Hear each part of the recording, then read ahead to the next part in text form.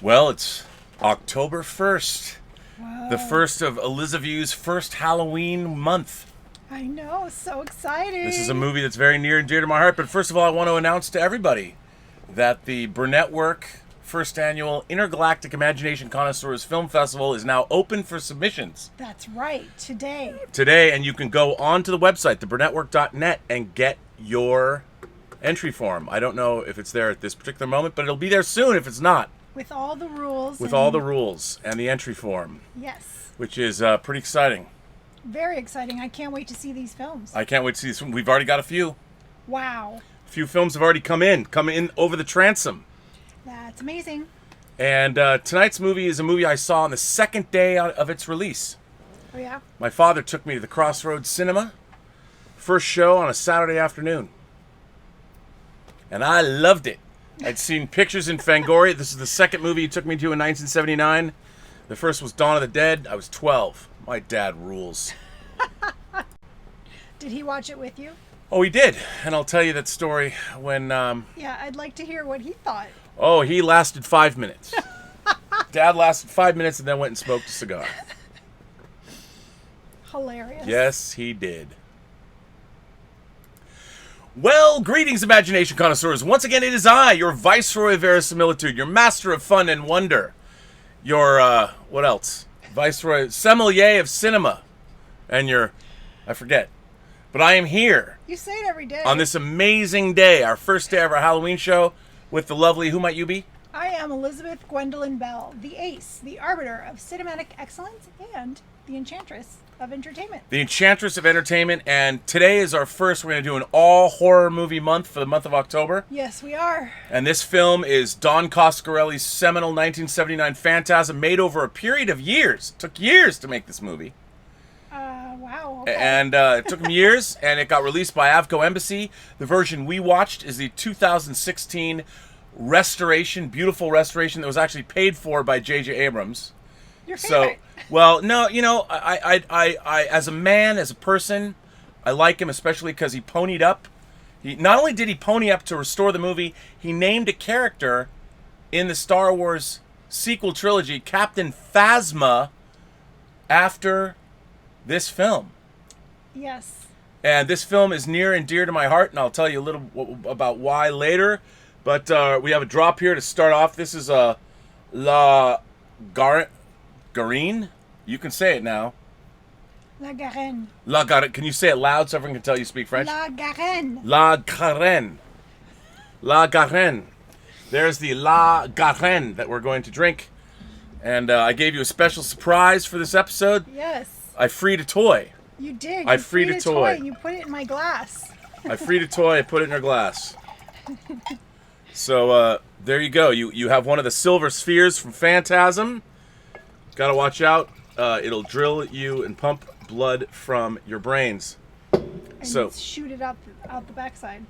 yes, and shoot it up out the backside. Actually, that's right. That's right. Yeah. Is your camera not working? No, my camera's working. No, the computer camera. The computer camera is working, but Oh. what I have to do is I got to put this shot back to the way it was. Remember, before it was screwed up. So let's see. Let's look. I can once more on the fly. Look at that. Oh, wow. Hey. Amazing, right? And then we'll go to this camera. Hey, all right. So we will drink this nice red blend. A red blend meaning everyone's blood is in this wine. This is to Don Coscarelli. By the way, I know Don Coscarelli and his lovely wife, Shelley Coscarelli. His name is Don Coscarelli. Coolest name for a director ever. What can I say? So here's to Don, here's to Shelley and your family, and to this fantastic movie that has a legacy 41 years after it came out. 41 years. Wow. It's almost as old as I am.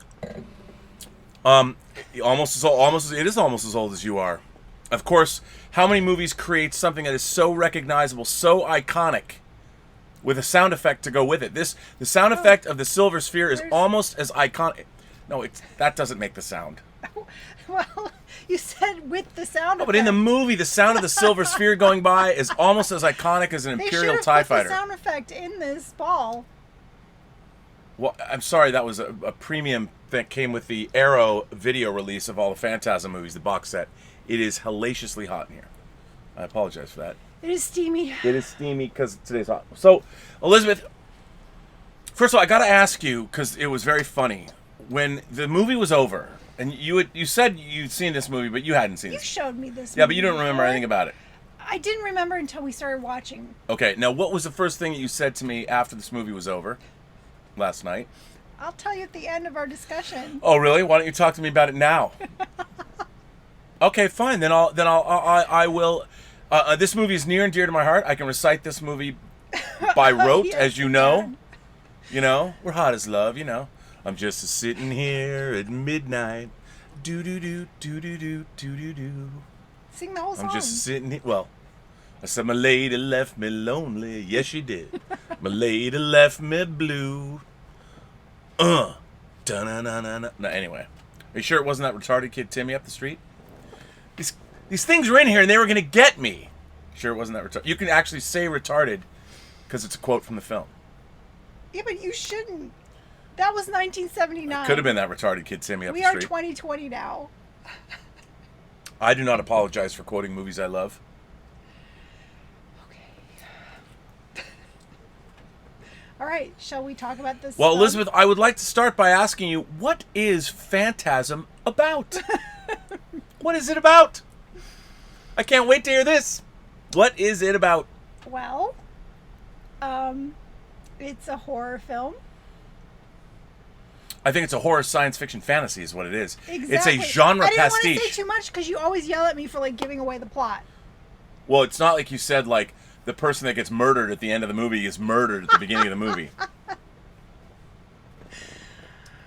It's not like that. So what is Phantasm about? Well, should we go through the plot? Should we go through the plot, such as it is? I'm asking you what this movie's about. That's why I was going to say, if you started with how you ended last night. Well, I mean, do you want me to give away the end? No, but I want you to give away that you said to me that the movie was nonsense when it was over. You said this movie, one of my most beloved How dare you? horror films, you said it was nonsense. I was hurt. I was going to cry. I was going to weep. It was a little nonsensical. A little But nonsensical. that doesn't mean it's not a good film. Well, it is called Phantasm. It just means didn't make much sense. It made all kinds of sense if you're the proper kind of imagination connoisseur. Oh, am I not the proper kind of? Apparently not, but okay. So again, what is this movie about? Okay, so How about I help you out? Yeah, how does it start? There are two brothers, Michael Right. and Jody, and they are still reeling after the death of their parents that came a few years before this movie starts. And they have their good buddy Reggie, Jody and Reggie, and Tommy, their cousin Tommy. They're like a trio. Cousin Tommy. Who's the cousin Tommy? Not the ice cream man, That's Reggie. right? Tommy is the man we meet in the opening of the movie. He's in the graveyard with the lady in lavender. Oh, that's their cousin. Yeah. I didn't get that was their cousin. Oh, I thought he was their friend. no. Yeah, so Tommy's making out. He's a friend of Reggie, but I think he's the cousin of Jody and Michael. Oh, did they say that? Because I didn't get that. Oh, yeah. Or you're just... No, they did, because there's family members that come back, you know. Yes, okay, so their parents are dead, and... Their parents are dead, and Michael is young, he's like 13, and Jody's his older brother, who is apparently old enough to drink. So his older brother's significantly old, let's say he's 21. Yeah. And they're now living together, picking up the pieces after they've been orphaned by the death of their parents Right. in a car accident. Right, Michael follows his big brother around because he's afraid that his brother's going to leave him. And for good reason. His brother has said he's going to leave him. He's overheard. So Michael follows his brother everywhere. Yeah, And he's worried about being left alone. he is. So... Now, can I interject something here? Yeah. One of the reasons why I love this movie so much, and I think this is a really important note about late 70s horror, and I think literarily it was popularized by Stephen King. Stephen King sort of pulled horror out of the mountains of Carpathia And even Texas Chainsaw Massacre took place in the dusty, horrible parts of Texas where nobody went, empty parts of Texas. This movie is firmly set in suburbia. Like Stephen King said, that weird girl that lives down the street? Well, she's really living with her religious zealot mom. She's psychic and she's going to kill everybody at the prom.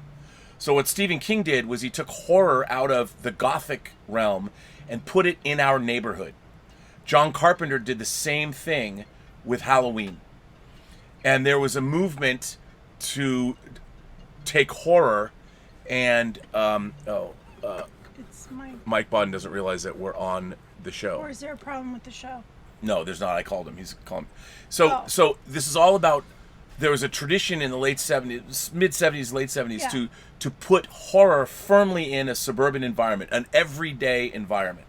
And I think one of the things that I liked about this movie, I saw this movie. My dad took me when I saw it. He watched the first 5 minutes, and in the cemetery when Tommy meets the lady in lavender, and for me as a 12-year-old kid, seeing a great bodacious tata revealed and a knife comes up. She did have very nice tatas. Nice tatas, and she plunges it into Tommy after having him, and he came. She waited till he came because he says, "That was great, baby." And then she kills him. The lady in lavender kills him, and then turns into the tall man. The tall man. So the tall man, the tall man, the lady in lavender, transformative, or is she an agent that's being run by him? It's very kind of ambiguous. You don't really know. Are they all one thing? Are they all one thing? They could be all, but they're. Well, we'll get to that. That's what I thought. So the movie opens with the mysterious lady in lavender killing Tommy after they have sex on a gravestone in the graveyard surrounding Morningside Cemetery. With a giant spooky mansion as the funeral home. The mausoleum funeral home. And it has a mausoleum in it, which didn't make sense to me, but okay. It has an awesome mausoleum in it, too. Right. And a mausoleum isn't usually in a mansion. It's usually in its own building. Well, that's a multi-purpose mausoleum then. I guess so. There's a multi-purpose mausoleum not far from here. Where? I've been there before. I went to a party there once. In the mausoleum? Yeah, and it was very Phantasm-esque mausoleum. Close. Well, the Hollywood Forever Cemetery. No, it's not. I know Hollywood Forever. Great mausoleum. Okay, so now that I've set up the opening of the movie for you, we've set the stage, and Tommy's dead. So what happens? Tommy's dead, and so now there's a funeral, and they decide that Michael's not going to go to the funeral because he's so traumatized with his parents just passing away. Right. So they leave him at home, and Jody goes to the funeral with Reggie, and he's kind of freaking out. He's spooked out by that cemetery, and he also goes to visit where his parents are interred. Right. When he goes into the mausoleum. Funeral home, mausoleum / scary mansion. He goes to see his parents. Where they are. In the mausoleum. And then he hears strange growling noises and looks around. He's creeped out. And then we meet the funeral is about to begin. He taps him, puts his hand on his shoulder. The tall man in the first jump scare of the movie. Yeah, freaks him out. And in the meantime, Michael has come to the cemetery and is lurking. He rides his moped, and he's... No, it's a motorcycle. It's a dirt bike. It's a motorcycle. Oh, okay. It's not a moped. It's full on. Sorry. Motorcycle. He rides his motorcycle, and he's watching through the bushes. Or doesn't he? Is that when he falls off his... No, he's watching through the bushes and... Well, first his motorcycle sputters to a stop. It just won't... It doesn't function properly. So anyway, he goes into the bushes. There are creatures making noises, and you see little people. You don't know what they are yet. Yeah, you see just things Could moving. Be a giant gopher. Wasn't any gopher! That's what he says later. Right. So there's these Sure it wasn't that retarded kid Timmy up the street? Oh my God. These things were here and they were going to get me. So anyway, yes. Do you want to just quote the whole No. It's okay.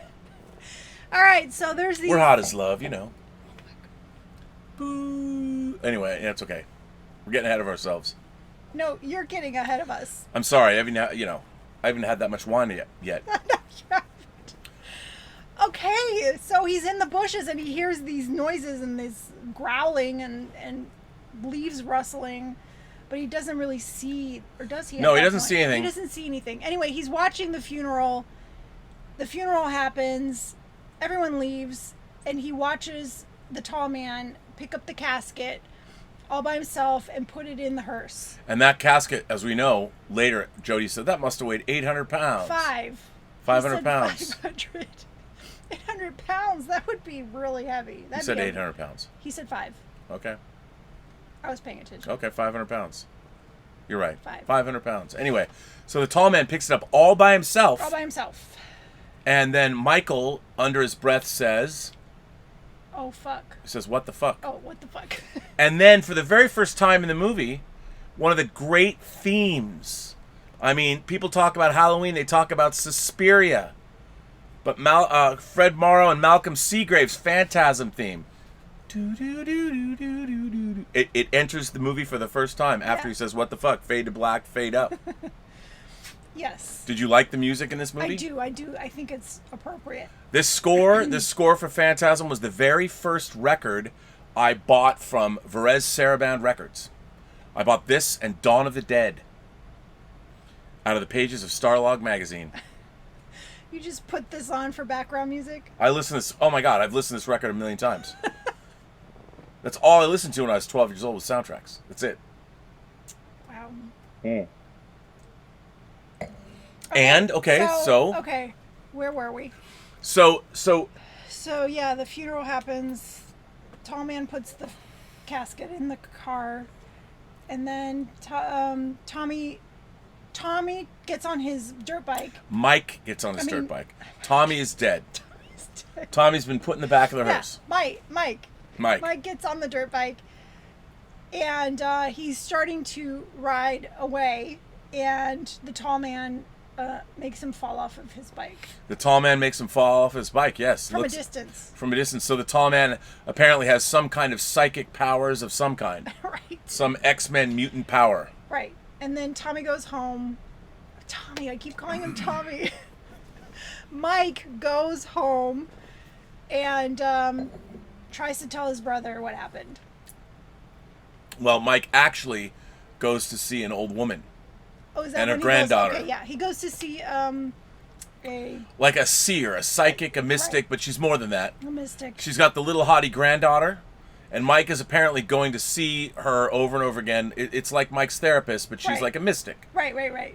So he goes in, and the granddaughter speaks. The grandmother speaks through her granddaughter, and what does he ask her? He tells her, I think Mike is going to leave. Yeah, and you learn about Mike leaving, and you learn about Mike's anxiety about being left alone, and what is he going to do, and all that. And then Mike says that he saw something strange up at Morningside. That's right. And tells him, and then we find out that the old woman is part of the Bene Gesserit sisterhood from Dune. Because she makes a box appear. Oh. And a la Paul Atreides being tested by Mother somebody Mohayim. watched or read Dune. This is a direct lift from Dune, so we know that Phantasm takes place in the Dune universe, even though Dune takes place 20,000 years after Phantasm. She is clearly a member of the Bene Gesserit sisterhood. So maybe the slaves are... Anyway. Could be. You know what?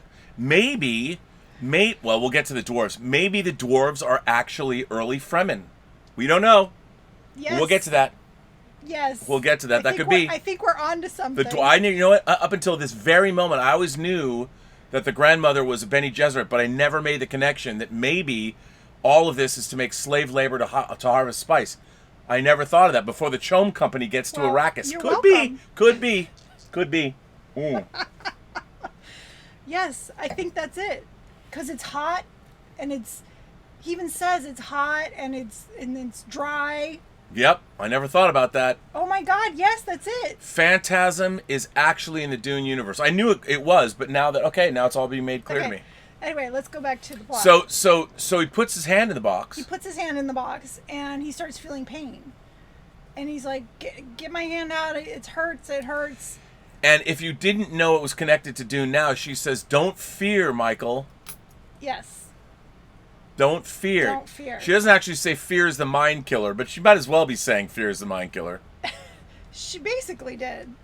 She basically did. So the Bene Gesserit Sisterhood sends Michael. They teach him a lesson. Don't fear, Michael. Yeah, don't fear. And he leaves, and then what happens? What do you mean then what happens? I don't remember what the next scene is. Well, okay, so what happens is Mike is following his brother around. Right. And his brother, well, first of all, Reggie comes over. Well, actually, Reggie hasn't come over yet. Well, yeah, he does. But their cousin shows up. What brings you back, Tommy?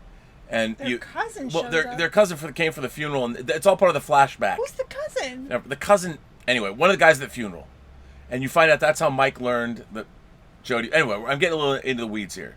It was when he... Okay. He learned that what? Okay, never mind. It's okay. I know this. So anyway, let's make it easy. Mike is following Jody, follows Jody to the local watering hole. To the bar. Yeah, he follows him to a bar. And who is in the bar? The lady in lavender. The lady in lavender is in the bar. Yes. With the bodacious tatas. I wouldn't say they're bodacious, but they're pretty perfect.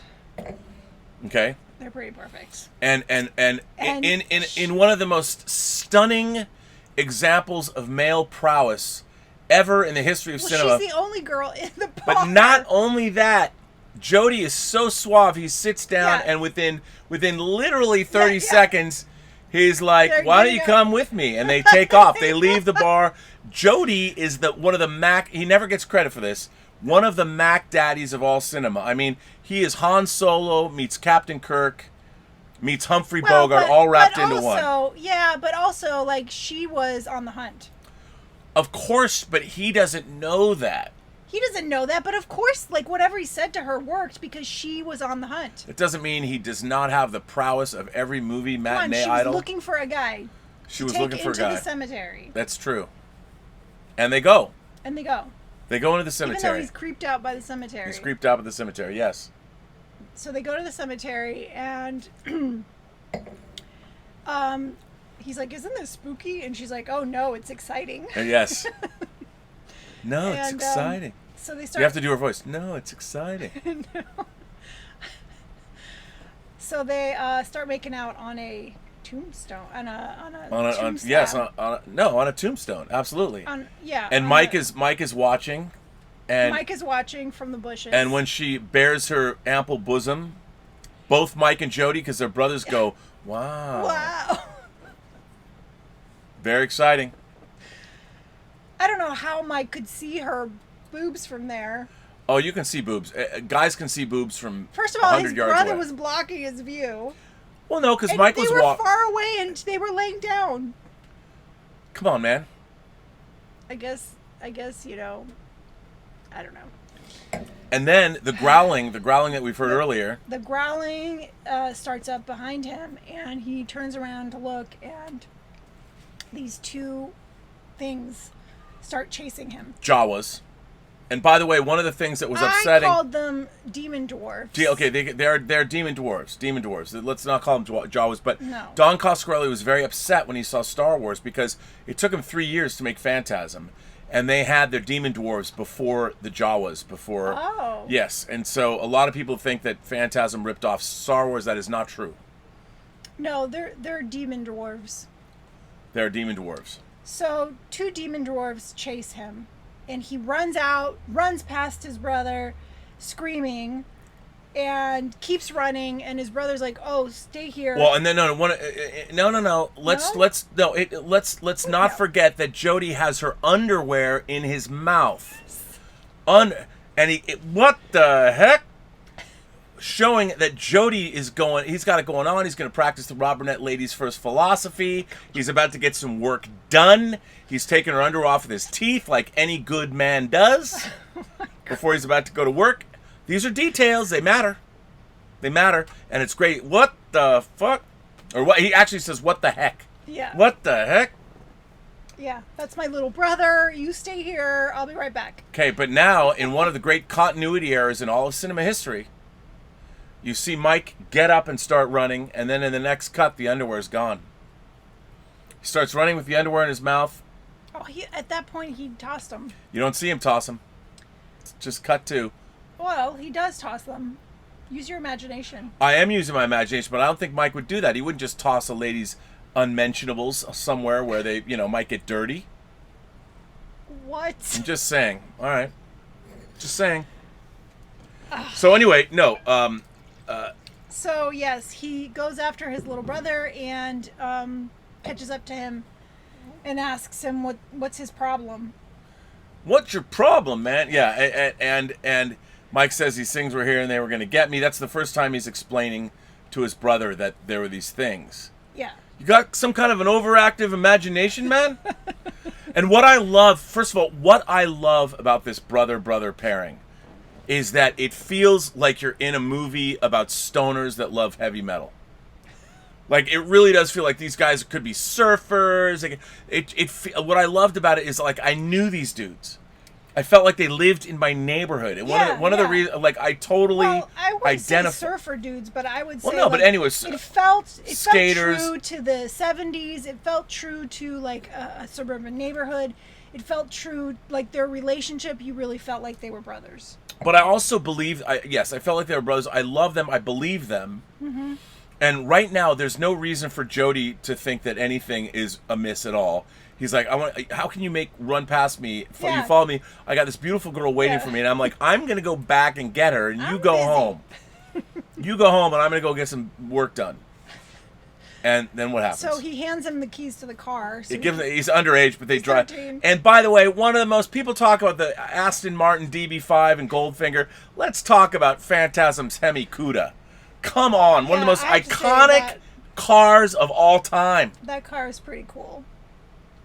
So he takes the car home, and Jody goes back to find the lady in lavender, and she's gone. She is gone. So then what happens? Well, I mean, then we meet, Reggie, the ice cream man, comes. They hang out. They play that song. They hang out, play guitar. Jody and right. Reggie play guitar. I like that song. I thought it was nice. It is. We're just sitting here at midnight. Do. You can find it on YouTube. We're just sitting here. I said, my lady left me lonely. Yes, she did. My lady left me blue. Da-na-na-na-na. Anyway, they play because, that's what you do in a small town. You probably have a band. We're hot as love. That's what Reggie says. But so... Yeah, so then Jody goes to the bar the next morning or the next afternoon and asks the bartender if that girl ever came back. Right. He says, what's the matter? You get a hold of something you couldn't handle? Good line. Yeah, so, it's great. Yeah. And then? Well, and then, okay, so then Mike's working on the Hemi. Oh, that's right. He is working on the car. And these things... And he starts hearing noises, like he's under the car, and it's jacked up. And you were tense. I was scared that the car would fall on him and crush him. Now, I think we should mention what happened with Gilbert, our dog. Our 60-pound Burnettdoodle as we were watching this movie. Why don't you tell everybody what's going on? Gilbert is an empath. He feels everyone's feelings, and he knows. He's a comforter. He is a therapist. And so whenever we watch something scary, he sits between us and tries to comfort.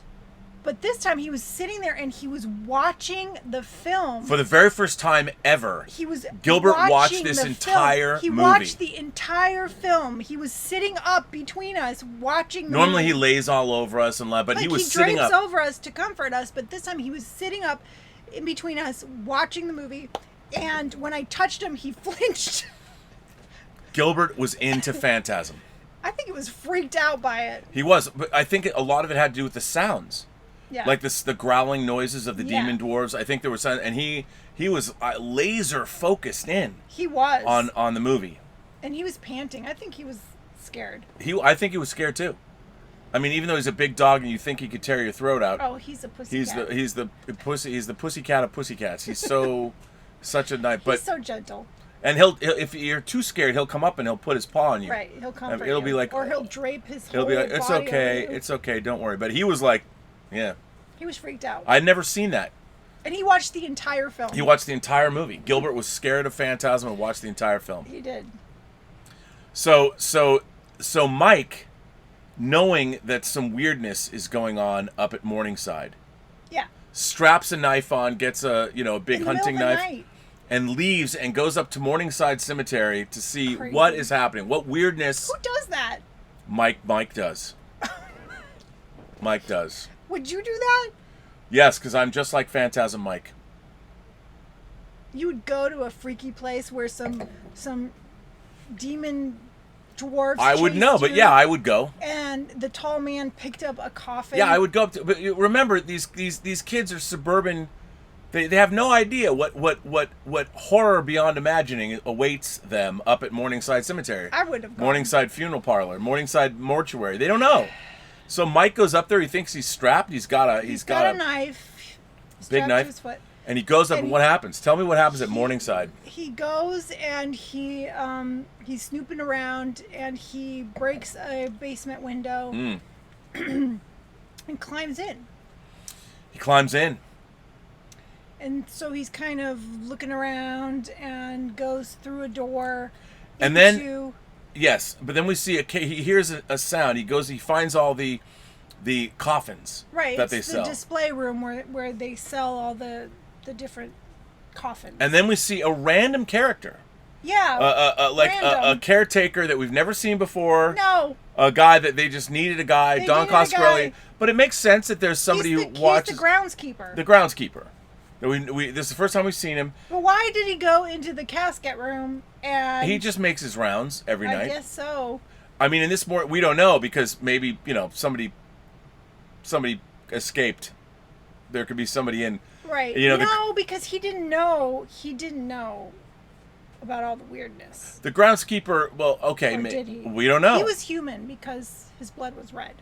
He okay. Well, good. That's a good observation. So he almost finds Mike, but Mike hides in a coffin. He hides in a coffin, and then the tall man comes, and they leave. The tall man comes and they leave, and then Mike is looking around the mortuary. He's looking around, snooping around. And then what goes happens? to the mausoleum. And so he's in the mausoleum, and the silver killer ball, The silver sphere. the Sentinel that takes care of, that patrols the hallways. I mean, let's be clear. At the time, when this movie came out, the silver sphere is one of the most iconic and coolest weapons that had ever been in a science fiction movie, a horror film, a fantasy film. The conceit of this is so cool. You don't think so? You're not buying? The conceit of this is so... It came out of nowhere, like every part of this movie. Right. I mean, that's the greatness of this movie. The reason I love this movie is it's like a nightmare. Things just happen. There's nightmare logic to them, but they seem like, okay, you go with it. I mean, you don't see this launched. There's no propulsion system. They don't. It just, you go with it, and Yeah. and what's so great It just is comes around the corner and just comes flying at you. flying at you with this incredible sound, and then there's this great optical effect. Even though it's, the special effects are a little primitive, but you have a close up when these blades pop out of this thing, and you Right. know that this thing means business with a capital B. It means business. I mean, and it's such a great. I mean, the idea of it, when you go to movies like this, you want to have indelible things that you don't forget. You cannot forget this. And what happens? So it's coming at Mike, and then And Mike starts running away from this he thing. starts running and then runs into the groundskeeper, who grabs him, and by then the ball is right there. Well, there's a great moment before he runs in the ground where he jumps down he gets flat on the ground, Right. and the ball goes right by him, and and this thing is fast and malevolent and scary, but also awesome at the same time. Yeah, so he dodges it, and it goes right into the groundskeeper's face. Goes right in the groundskeeper's face, and then, not to be outdone, a ball with blades in it, and then what happens? So the blood... No, a drill comes out. Oh, yeah. Oh, this was so gross. The drill comes out and drills right between the eyes. And then the blood goes through the ball and out the back end. The drill that goes in is also a pump, and this little thing has a mechanism, and it starts pumping out an inordinate amount of blood, and it shoots it in a torrent. This and it's an awesome thick. It's not a spray; it's a thick like hose. It's like a garden hose of blood. And what's so great about this whole, what I love about it, is it's surreal, the fantasy element of it, but it's like there was never anything in any movie ever like this. Right. And what's great is the guy's screaming, going, ah, and in a great touch, he falls down dead. He falls down, and Mike is sitting there. Like cowering. Right. You see his legs, and he during the death rattle, he pisses himself, and it's so great. Bubbly pee just flows right out of the dead guy. And when I was a kid, I mean, I knew that happened. I knew it was bubbly. Well, there was some bubbles in it. You can see it in the 4K transfer. It's not in 4K, but it's so good. You can see it. But I love that touch. They didn't have to do that. But the fact that they did was awesome. Well, yeah. I mean, I think that happens when you Oh, it die. does. I know. But it was done so... It was just the blood, the piss. I mean, death was real here. It was very real. Except the ball. And then Mike stands up, and in one of my favorite things in any horror movie... He stands up, and he... And you see in the distance, though... The tall man is on one end of the hallway, and he's on the other.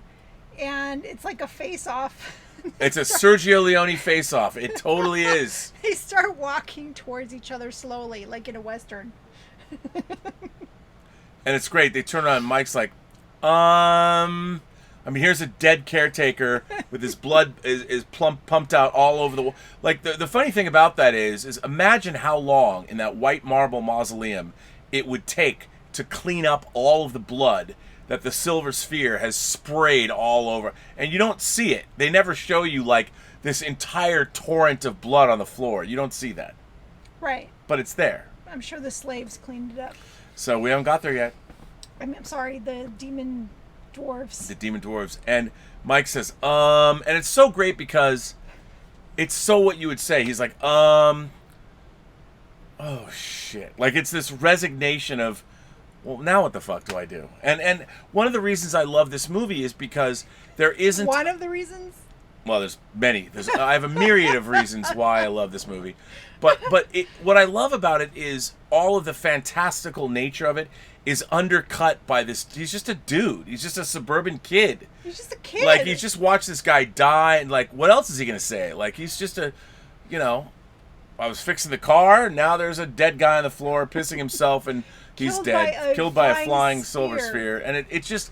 That's what I loved about this. It was like, I totally identified as Mike. Because I was 12 when I saw it. I could have been Mike. I mean, I'm like, true. This... And what was funny was, when I watched this, I wanted this to happen to me. What the fuck? I wanted this movie to happen to me. I really did. I was like, I want this movie. I wish that Phantasm... I wish I was Mike. I wish I got to see this happen. Wow. I mean, Star Trek was wish fulfillment in one way, but then this was more like, oh, this could happen in my real life. I could be Mike. Okay. I'm just saying. I mean... Wow. So then what happens? So they're walking towards each other, and then... They get to an intersection, a hallway intersection. They do, and then Mike turns, and the tall man chases after him.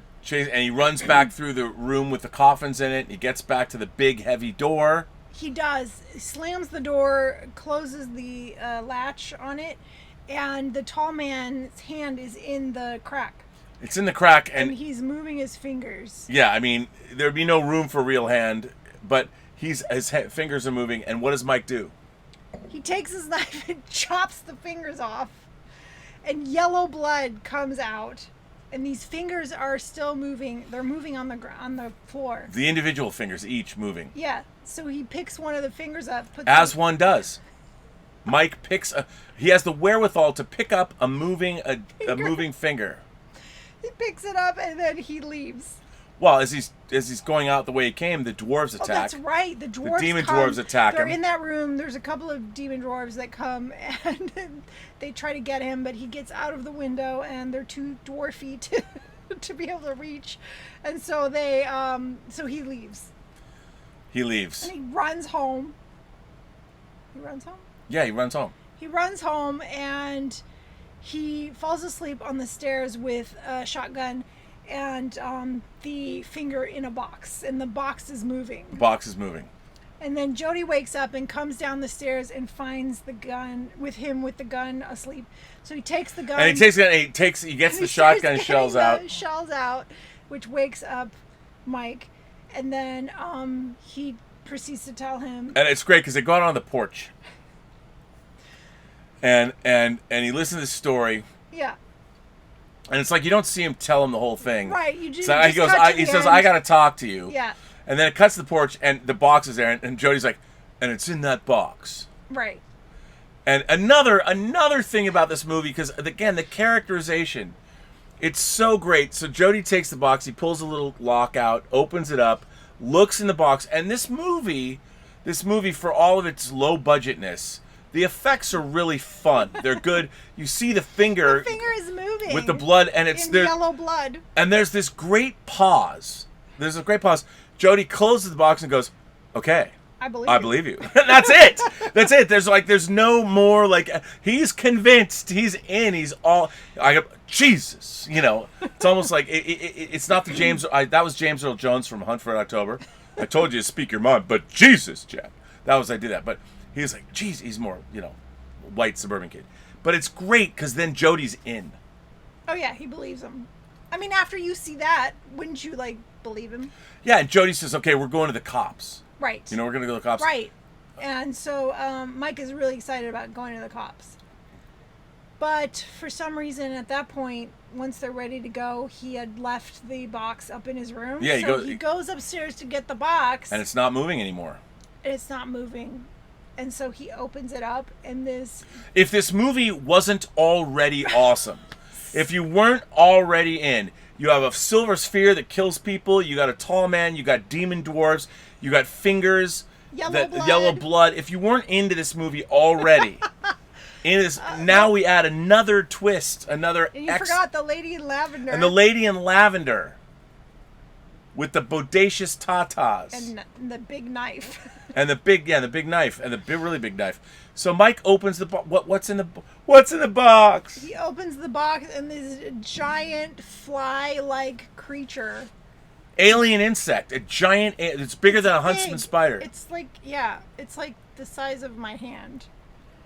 And it comes flying out and lands on his head and is crawling through his hair. Which was so creepy. And another the sound effects in this movie are great. The sound it makes is great. Yeah. And then he goes running downstairs, or he catches it in his jacket. And he goes running downstairs, but it's really strong and he's struggling to bring it down. And then his brother joins him and they have it in the jacket. And then Mike is put it in the garbage. The garbage disposal. And they get to the kitchen. They get to the kitchen and they're putting it in the disposal to turn it on, and they look in the jacket and there's nothing there, so they think it's gone.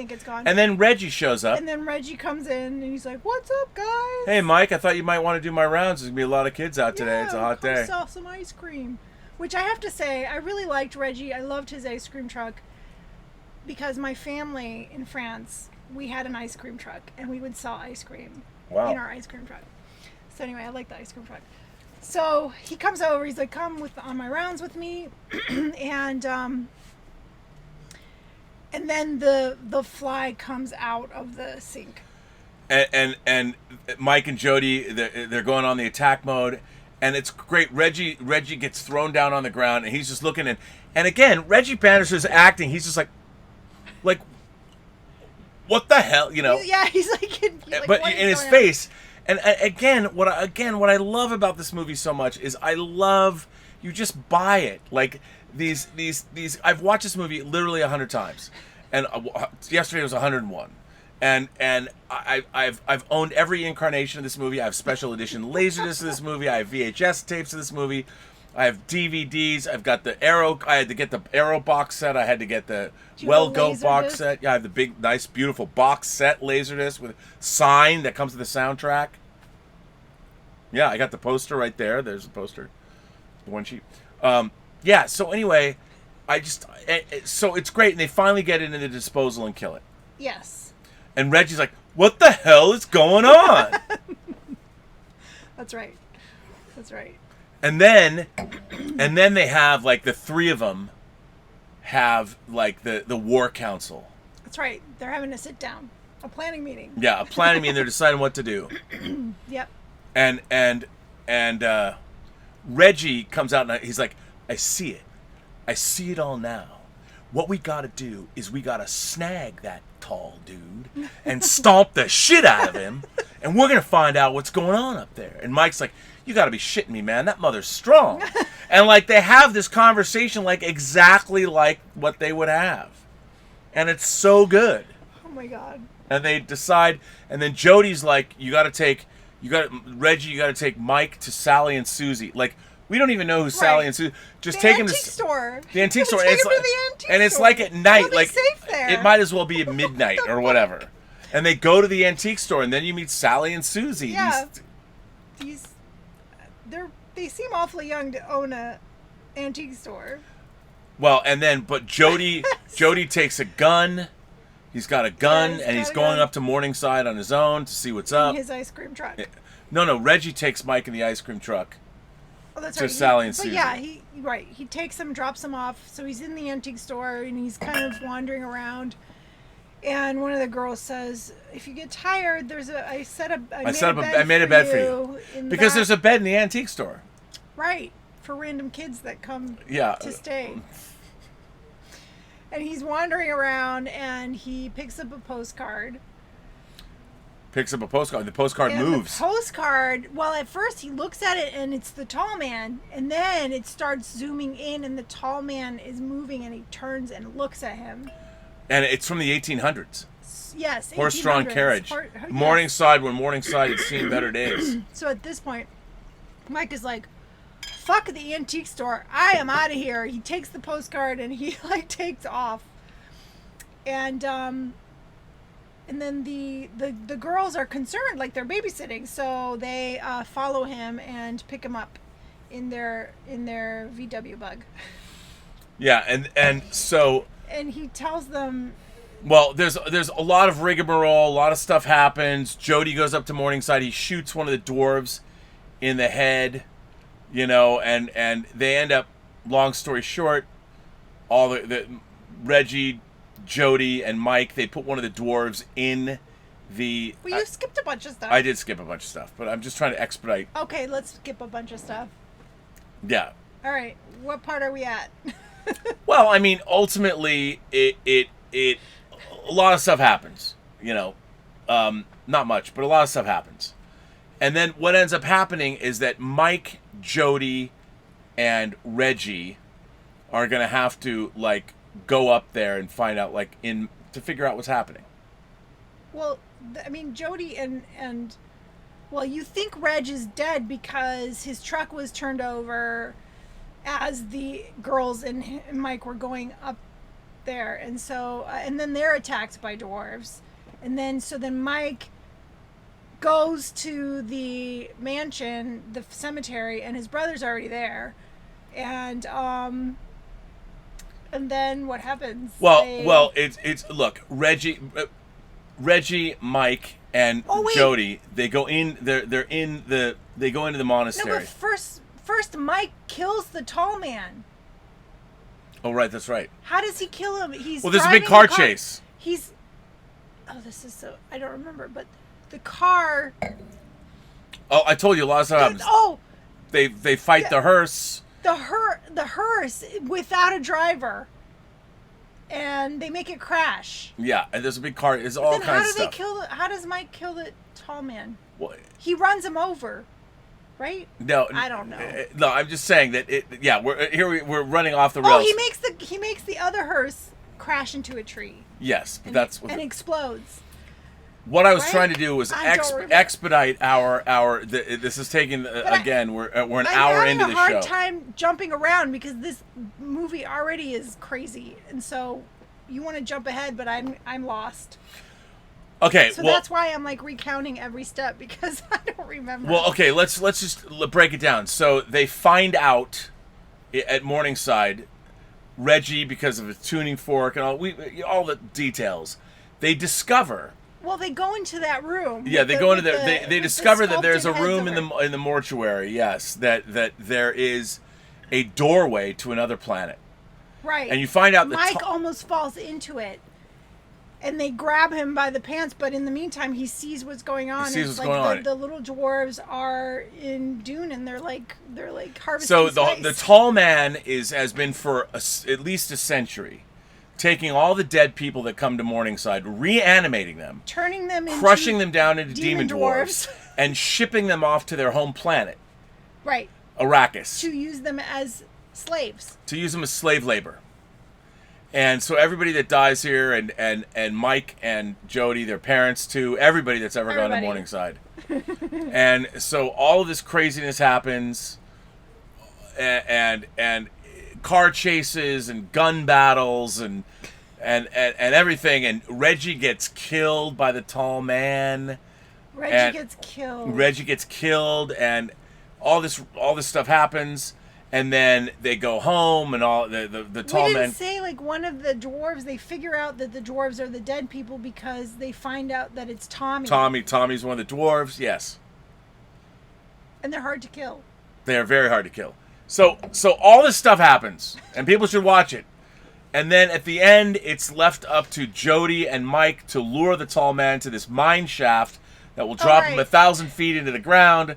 And they lure him there, and all this stuff happens, and he goes in there, and the rocks come down, and The rocks, yeah, he falls into the mine shaft. The rocks come down and, block him in there. Yep. And then cut to Mike talking to Reg. Well, Mike wakes up. Literally wakes up in bed. He wakes up. And then suddenly we're downstairs, and there's a nice fire going at their house, and Reggie's alive.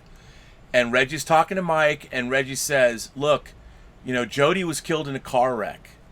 Like, your parents are dead. And it shows Mike, there is no Morningside mortuary. There's just this flat area like Hollywood Forever. There's no trees.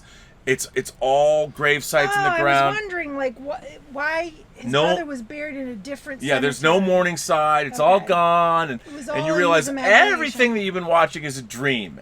And Reggie's like, listen, man, we need to change the scenery. Jody's gone, and I know he'll never come back, but I'm going to try and be everything I can to you. Right. And Let's just go somewhere. yeah, and he's like, where are we going to go? Well, I guess we'll find out. We'll know when we get there. Yeah, and Mike goes up to his room to pack his stuff. And he looks in the mirror, I think, and well, he closes his closet door, and there's the mirror, and the tall man is literally hanging behind from him. a coat hanger on his room. And then he freaks out, and then the dwarves come through the mirror. They break the mirror like they're in his closet, and they pull him into the closet. And that's how it ends. And then, the tall man says, boy, you play a good game, boy. But the game, we missed him seeing the tall man in town with the ice.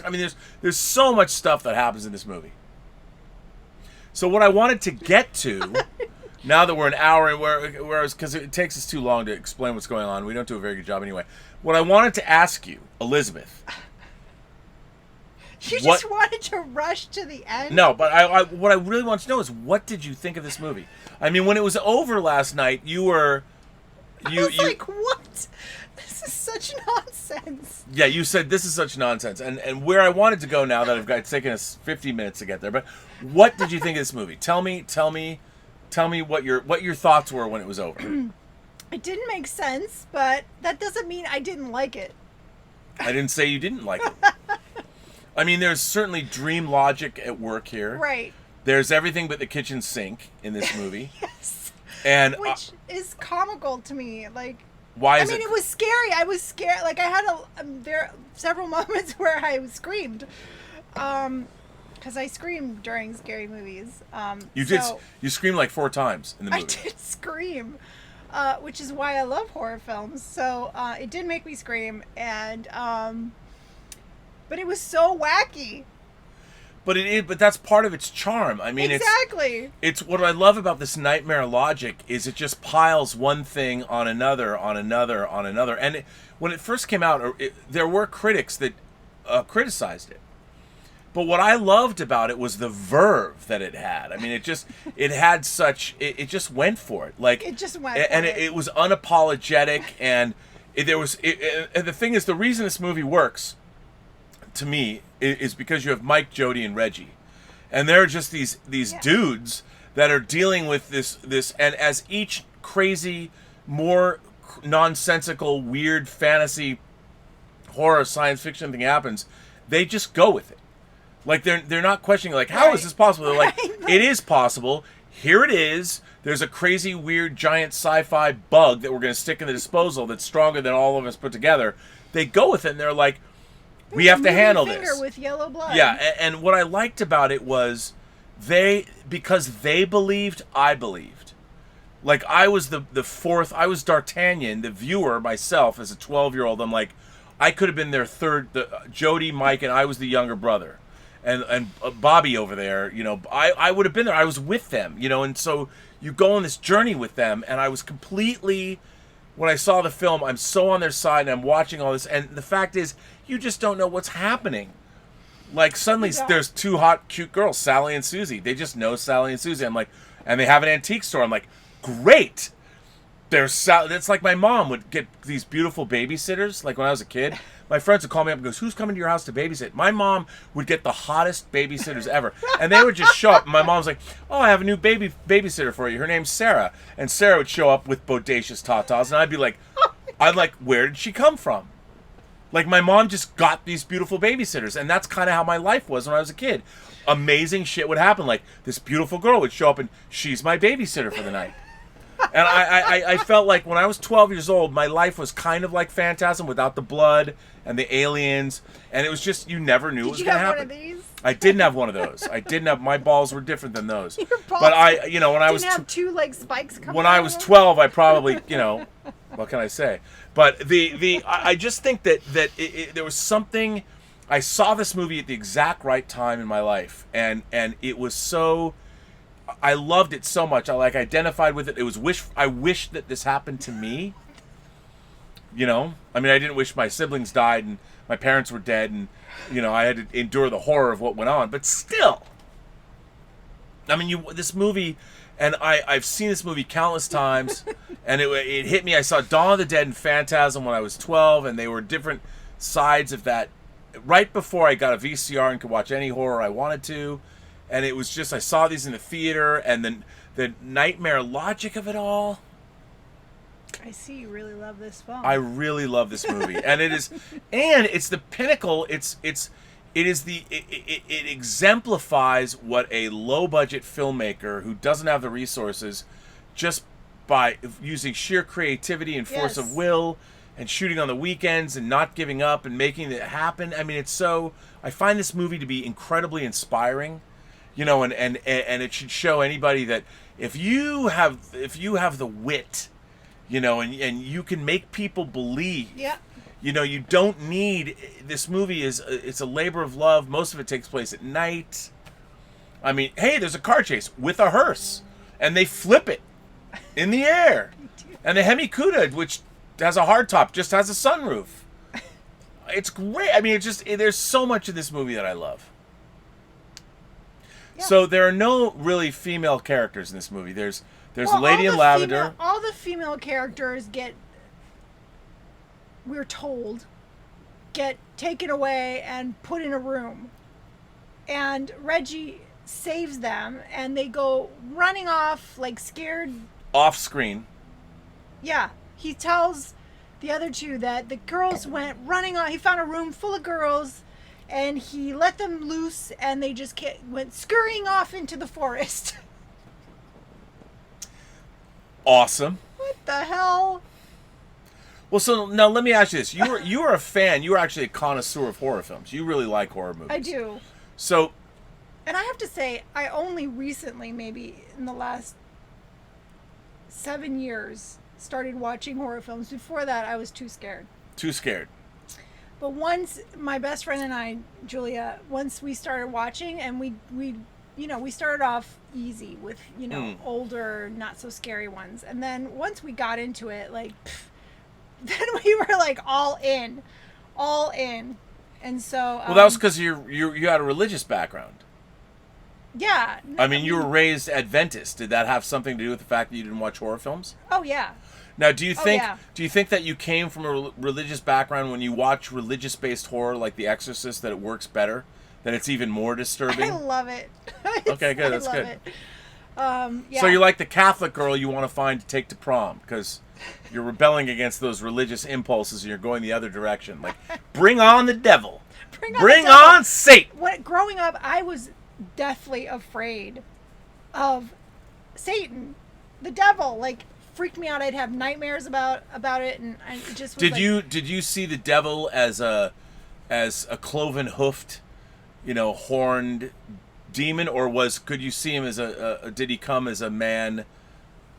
I don't think I had an image of. It just was like this feeling of dread, and I would lay in my bed at night, and just this feeling of like dread would come over me, and I would be freaked out. Well, what did you think? Like, if the devil, when you were freaked out, let's say the devil appeared to you, what do you think he would do? Well, I was taught to say, to cast him away. Say, get out of my room. I would say that out loud. Get out of my room. Was that supposed to work? Yeah, it was supposed to work. So if you cast the devil, I would say, in the name of Jesus, get out of my room. That's supposed to work. Okay, the power of Christ compels you. Yeah. I mean, the thing is, all horror movies are teaching you how to cope with evil. Depending on which horror films you've seen, you learn. Like, if you get the lament, to have, a steak and garlic. Yeah, if you get the lament configuration, if you get the box, you don't play with it. You don't open it. Then the Cenobites they don't come. If you're confronted with a 12-year-old that's possessed, you know what to do. The power of Christ compels you. And these movies teach you what not to do. This movie teaches you that if you're ever but at mornings... I wasn't watching these movies when I was younger. Right. Why would you think that? Like, did you ever ask yourself when you were a kid, or like someone said, just cast the devil out? Why do you think if the devil is actually in your bedroom, did you really believe that by saying cast my bed all the time? But do you think he would leave if you asked him to leave? Yeah, I believed that. Okay. Why do you think the devil would be in your bedroom in the first place? Did you have a reason? Like, what was he going to do to you? Because if you invited him in, he would come and take over you. Like, possess you? Yes. So, like, if you were going to get possessed, would you get taken down to hell? Or would you, have to go to school with the devil inside you so he would cheat on your tests and you might get an F? Like, what did you think was going to happen? I don't know. And I mean that sincerely. It is Halloween. We're kicking off our horror night, so I'm curious to see, like, visions of the devil. Like, what do they mean to you? Well, this was when I was younger. Like, I don't... Yeah, you were like 28 anymore. I'm 28. When was the last time you cast the devil out? 27, 28? You didn't watch horror movies till you were like 34, 36. I'm finally watching a horror movie. You're laughing because it's true. I wouldn't watch horror movies. Oh, now I'm 38. I can finally watch them. I was, 40? You were 40. You started watching horror movies when you were 40. Although I had seen some before that. Really? Like, what did you see? Like Poltergeist or Fright Night or something? I didn't see Poltergeist. Little PG action? No, I actually saw, Hellraiser. I did. You can't tell me that you hadn't watched horror movies, but you watched Hellraiser. It was like a few, and it freaked me out. So that's why it wasn't like a thing for me. I didn't want to watch. Do you think that if the Cenobites came into your bedroom, they were just going to leave if you cast them out? Yeah. Really? When I was little, this was not when I was. You were 40. Oh, you were little. No. Hellraiser came out in 1987. You couldn't have been that old. I didn't see it when it came out. I saw it later. Oh, on home video. Yeah. All right. I saw it way later. So, now, bringing it back to Phantasm, what did you think of the movie overall? I mean, now that you're a horror connoisseur. I love horror. I know you love horror. And now watching this. This was fun. It was fun. Yeah. It was nonsense, but it was fun. Okay, now let's so Give me an example of a horror movie that's not nonsense. Well, There's no wrong answers. I would say like Texas Chainsaw Massacre is not nonsense. It's very. I haven't seen it. What? I haven't seen it. I don't like slasher movies. Oh, it's not a slasher movie. It's not? It sounds like it. The title makes it Oh, sound no. like it. No, Texas Chainsaw Massacre is an existential horror film that's also has peak verisimilitude. Oh, see, I haven't seen it. I never wanted to because I thought it was a slasher film. Oh no, Texas Chainsaw Massacre is one of the great horror movies ever made because of Well, we should watch it this month. I don't know if you'll dig it, but it would be interesting to watch. I would love to hear what you say about Texas Chainsaw Massacre. So let's do it. I don't think we should watch it for Romantic Friday though. I haven't picked a film. Whoops. I know, but it's tomorrow's Romantic Friday. You're not going to tell us. Oh, well, you can't. You have school. No. We changed it to Saturday. Right, we're doing. That's right, Saturday. You don't know what we're going to do? No, we were supposed to make a schedule and we haven't done that. No, we haven't done that, but so we don't know. I would like to posit a horror film for. To do what? I would like to offer, like say, suggest. Okay, suggest, please. I think we should watch, and I think you'll like this, because I want to watch this. Mario Bava's Black Sunday. I haven't seen it. I know you haven't. It's early '60s. Is it romance adjacent? It is romance adjacent. Okay. It's very lyrical. It's very fairy tale-esque. It's Mario Bava. It's an incredible film. I think that's what we should watch Saturday. I think it's a great movie. It's classic. It's black and white. Okay. I'm down. I think it's atmospheric. Or I'll give you a choice. Here, I'll give you a choice. We either watch Black Sunday or we watch my favorite Hammer movie, Vampire Circus. Is that romantic? It has romance in it. Yes, it does. Vampire Circus is in color. Some vampires. Okay, okay, if you like vampires, it's classical, it's awesome. I think let's call it then. I haven't seen either, so I don't know. Okay, I think then Hammer's Vampire Circus will be. But here's the question: Has the audience watched any of these? Like, are these like mainstream? Everybody knows Vampire Circus. Come on. I don't know. No, they don't. But whatever. They're gonna love it. Well, how can they watch it if it's because obscure? you can watch, you can get it. Vampire Circus. People should know Hammer horror. You're gonna love Vampire Circus. Is so rad. You'll love it. There's literally a vampire circus. You're kidding. No, with animal women and. Oh, you're kidding! I have to see this. No, yeah, I know. It's classic Gothic Hammer. I gotta see this. Saturday we're doing Vampire Circus. So Vampire Circus. All right, we have letters. We have people have written in. Let's see. Our first letter is from Philip Alvarez. Philip Alvarez says, "Greetings, Rob and Liz. As October approaches and y'all said you will do an all horror month, I would like to give my own suggestions to do on the show. As horror is my favorite genre, I hope you consider my recommendations, and I'm making sure it's an interesting variety for y'all to decide. First, I would like to suggest something similar to the Sci-Fi Week y'all did a while back in July. Perhaps a Stephen King week, a horror comedy week, obscure horror and overlooked week. Also, a couple I will recommend for Romantic Saturday, and these are in no particular order: Arachnophobia, The Shining, Misery, Dead Silence, Seven, Silence of the Lambs, Hereditary, Get Out, Zombieland, The Entity, The Frighteners. By the way, The Entity, I read Frank D. Felita's book of that. My 7th grade English teacher took it away because the cover said, "Ravaged night after night, preyed upon by a spectral rapist." My English teacher took that book away. Well, yeah, I would too. The Frighteners, Ready or Not, which we watched, Slither, Scream, The Thing, the original Texas Chainsaw Massacre, Freddy vs. Jason, Warm Bodies, for romantic. I know others have been recommended, like The Crow and Midsummer and Shaun of the Dead, many other films I could have listed, but these are the ones I want to see. It should be fun whining. It should be a fun whining month, and I look forward to watching future episodes. Thanks, guys, and my fellow imagination connoisseurs. There's a lot of good, lot of good ones up there. A lot of good ones up there. Sure. Lot of good ones. And our next letter comes from Seung Young Lee. Writes, Hello, Rob. As a Japanese cinema fan, I want to listen. I want whining about movies about Japanese genre films such as Akira, Battle Royale, Audition, J-horror movies, and recent Japanese human drama movies like Hirozaku's Koreeda's movies. I really hope Japanese genre cinema revives and give lots of inspiration from all around the world, like Akira Kurosawa gave massive inspiration all around the world.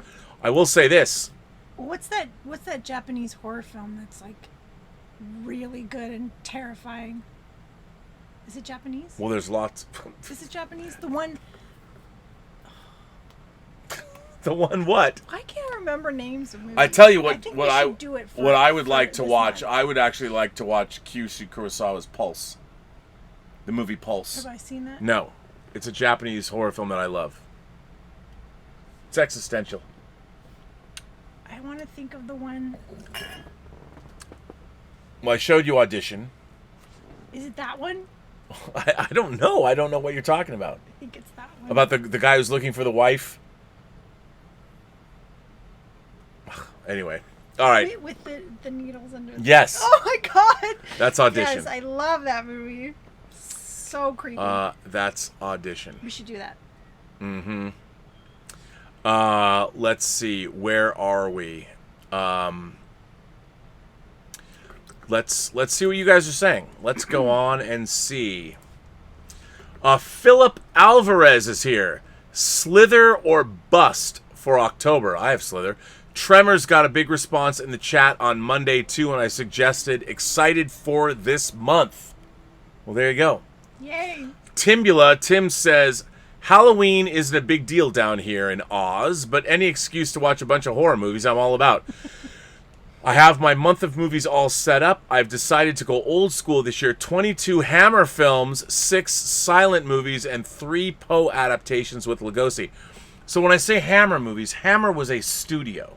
Okay. It's a British studio, and basically they had one house. Sort of. And they made science fiction films and thrillers and all kinds of movies, but they shot a lot of their horror films in basically this house that doubled as their office.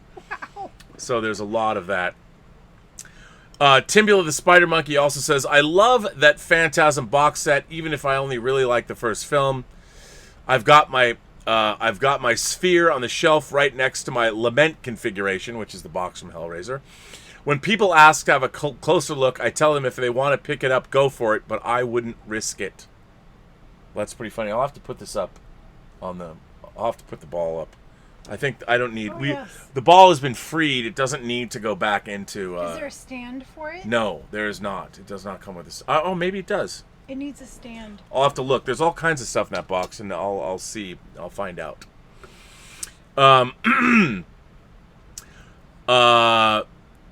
Tim says, by the way, I love the black pink shirt.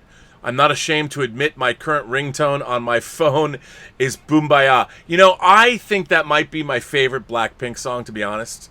I think that's probably their best song.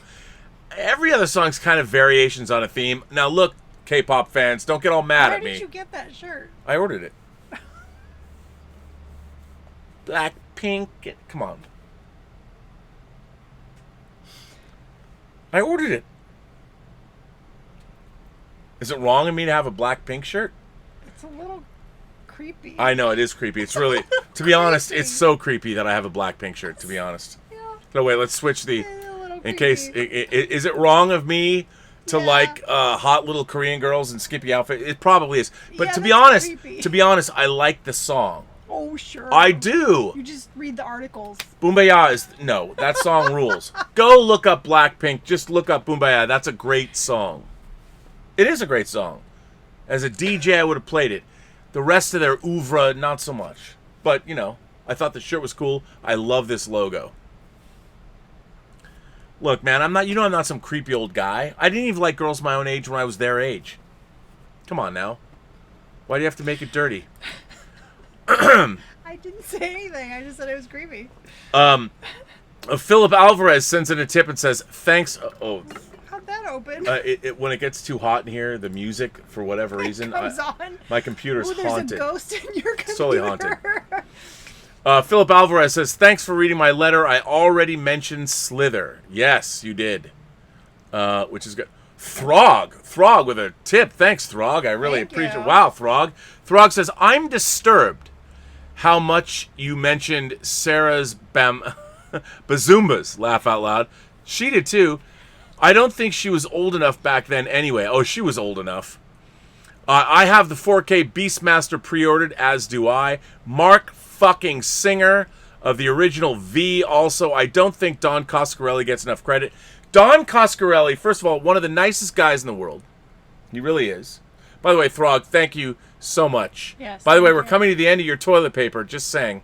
It's getting down there. It's getting a little So thank you. It lasted this long, which little is bleak. amazing. Little bleak. We can buy some now. Yeah, can you? That's good. Yes, but toilet paper. I love Beastmaster, and yes, they found the negative. The 4K restoration is coming out. I'm gonna buy that for sure. Yeah. So awesome, and yeah, I love Don. You know, Don Coscarelli. If you haven't seen John Dies at the End, I think that was Don's last film based on the David Wong novel. Check that out because it's a lot of fun. If you haven't seen it. It's really good. So Throg, thank you so much. Yes, thank you. Chuck Philpott sends in a super chat and says, "Did you get Akira 4K pre-ordered? I can't wait till December to get mine." Well, Chuck, to be honest, I already got it. Dieter Bastian hooked me up. I couldn't get it sent to me from Japan, so I did get the Japanese version of Akira, and it's basically. Funimation has repackaged it. It's amazing. Some people don't like it, but I mean, it's like, you know, come on. You're going to love it. It's great. Sounds great. Looks great. You're going to love it. So there you go. Well, listen, that brings us an end to this show. All right. Our first Halloween show. Our first Halloween show. You know, we got a little in the weeds. I mean, we got to figure out how to I don't know. It was fun. It was fun. It was fun. I love this movie. I'm very excited that we watched it together, and you know, now you'll have to watch the other 4 Phantasm movies. Yes. Which, by the way, I mean, you know, like all sequels, there's an element of diminishing returns. Interestingly enough, the sequel was made by Universal. I mean, Universal, and Mike Baldwin was recast. James LeGros played him, and it didn't, and it literally picks up right after Mike is pulled. Yes, and there's a lot of really cool imagery in Phantasm 2, but yeah, what are you gonna do? So anyway, we're gonna watch Vampire Circus on Saturday. Yes. Which I think you're gonna love. And we really need to make a schedule. Yeah, we will have a schedule on Saturday. Yeah. Because there's a lot of movies. There are a lot of movies. A lot of movies. We might have to do doubles or. Well, I think we should. I think instead of having Romantic Friday, why don't we do double feature Friday? Well, we can't do Fridays. I mean Saturday. Double features. We should do double features. Okay, that sounds fun. So, okay, then if we're going to do that, why doesn't our double feature be... So we're going to do a long show Saturday. It'd be fun. Let's do Mario Bava's Black Sunday or Mask of the Demon. So, okay, ladies and gentlemen, what we're doing on Saturday, you heard it here first, we're doing a double feature. We're doing Mario Bava's Black Sunday and Hammer's Vampire Circus. So that is, in fact... How about that? That's going to be a dope-ass show. That would be awesome. You know, because then we'll have multiple double features. So that's a great Vampire Circus and Black Sunday. That is a great double feature. I am all about that double feature. I hope you guys are too. Let's do it. Philip Alvarez says at the end, but I have one beer left. Come on, man. All right, Phil, let's go further. Fear the Walking Throg says, do not use Dolby Atmos on the Akira 4K. I've listened to both, and you only want the 192 hertz True HD. All right. I did not listen to the Atmos. Actually, I could have. I should have thrown it on, but I didn't. But there you go. So we have to help Philip Alvarez. Well, Phil, what do you think we should talk about? I think having a good double feature. I think Black Sunday and Vampire Circus is a great double feature. I'm looking forward to it. Great double feature. We should watch them as double features too. Like tomorrow night. It's Friday. We should watch them both. Let's do it. Let's do that. That's good. I like that. But yeah, Phil, the dogs have to be fed. They do. The dogs have to be fed, Phil. So yes, they do. You have one beer left. Come on, man. I love that. I love how Phil thinks, though. I really do. Well, start watching those films, Vampire Circus. Yeah, Vampire Circus. Finish your beer. Yeah, Vampire Circus, and I have to say that Black Sunday is one of the most lyrical, almost entirely stage-bound. It's such a beautiful, beautiful film. I'm a huge fan, and Bava is such an artist. So we're gonna go to Europe on Saturday. Yay. We're gonna go to Italy and Britain. So there you go. Sounds good to me. So there we go. All right, Elizabeth, I guess on a scale of 1 to 4 on our bottoms-up scale, what is our bottoms-up scale? Our bottoms-up scale is from 1 to 4 wine glasses. Mm-hmm. Because there are 4 glasses of wine in a bottle. 4 glasses of wine in a bottle. On a scale of 1 to 4 glasses of wine, what would you rate Phantasm? I'm going to give Phantasm a 3.25. 3.25. Well, okay. Phantasm, for me, gets 4 stars. Is it the best movie ever made? No. But the verve, the creativity, the fun, a young filmmaker, Don Coscarelli, made this over 3 years. It's so much fun. It was so seminal. I saw it when I was 12 in a theater, rated R. Shouldn't have seen it, but I did anyway. My dad did not pull me out of the theater. He's like, well, if it's got boobs in it, I'm not going to stay. But my son can apparently watch them. I mean, what's funny about my dad is not only did a topless woman with a giant knife kill a dude in the beginning of the film, here's my dad's thinking, and this is why my dad was a great man. He didn't grab my arm and pull me out of the movie theater like my mother did when I was 9 watching Fantastic Planet, the animated movie, going, I am not going to sit here and watch a movie where people are treated like ants. My dad watched a topless woman kill a dude in a graveyard, and he said, I'm not going to watch this, son, but you're 12, you stay, it's rated R, all wait in the parking lot. Was my dad a great guy or what? Here's to my dad. To Richard H. Burnett. Richard Hirsch Burnett, or as he was affectionately known, as Dick. Thank you, Dad. You took me to see Dawn of the Dead and Phantasm and left me in the theater. You lied. You told them Mom was in the theater. It's like Mom would ever be watching Dawn of the Dead. You lied for Dawn of the Dead, and then you took me into Phantasm by yourself and left after the first 5 minutes after a topless dude killed a guy, or topless woman. Dude? Well, he was topless as, he was the tall man. That's true. Thank you, Dad, because you knew what I needed, and you made sure I had it. 4 stars to Phantasm, dedicated to my father, Dick Burnett. Even though he didn't watch the film. He did not. But he did take us to Escape from New York at the very same theater in 1981. Did he watch that one? He did. He wasn't going to. He dropped us off. He's like, Escape from New York, what is this movie about? I said, Dad, in 1997, New York is a walled maximum security prison. Breaking out is impossible. Breaking in is insane. Because that's what the ad line was. He's like, that sounds pretty good. Would you mind if I came in and saw it with you and your friends? No. Because that way I didn't have to get somebody to pick us up. My dad was awesome. Anyway, there you have it. There you have it.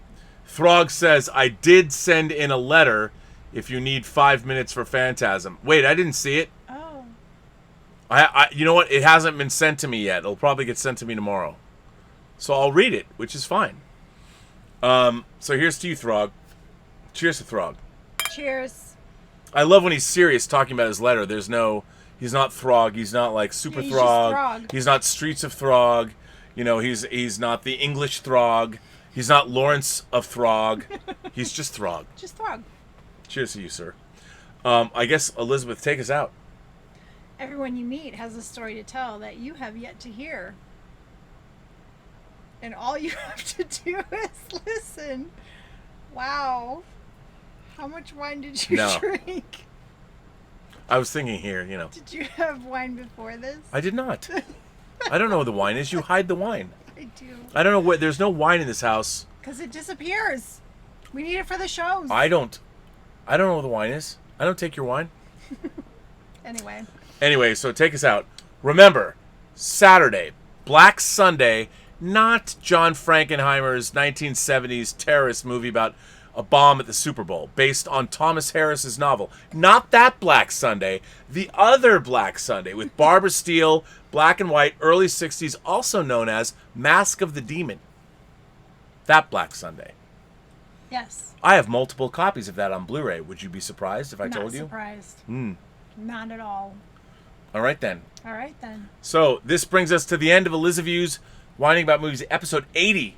This was 80. 80. Wow. A show born of COVID, born of quarantine. We have to watch a quarantine movie, by the way. We have to watch, like, Contagion or some disease film. Oh. Shouldn't we? If it's super scary. It'll be super scary. All right, then.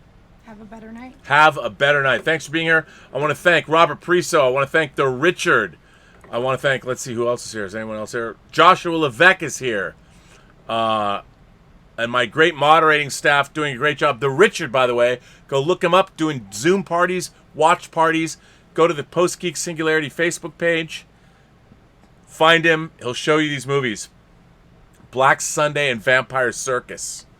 Maybe I'll talk to, maybe I'll get Don May. I'll see if Don May, who actually restored Vampire Circus and put it out. Cool. Yeah, could be. Anyway, have a better night. Bye. See you tomorrow.